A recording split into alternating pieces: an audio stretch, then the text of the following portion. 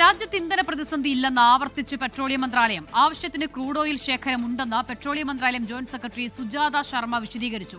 Petroleum ഉൽപ്പന്നങ്ങളുടെ ഉപഭോഗം കുറയ്ക്കണമെന്ന പ്രധാനമന്ത്രിയുടെ ആഹ്വാനത്തിന് പിന്നാലെയാണ് വിശദീകരണം.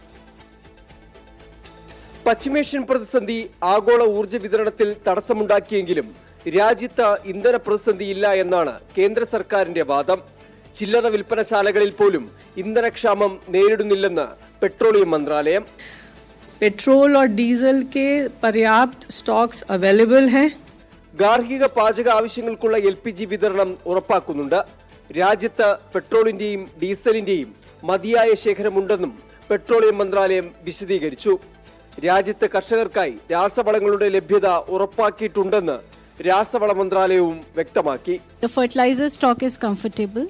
The domestic production and import of fertilizer after the crisis period has been 76.78 has been the domestic production.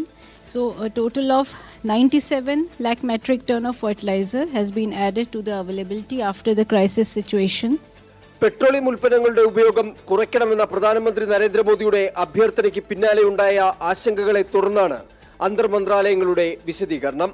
24 Delhi.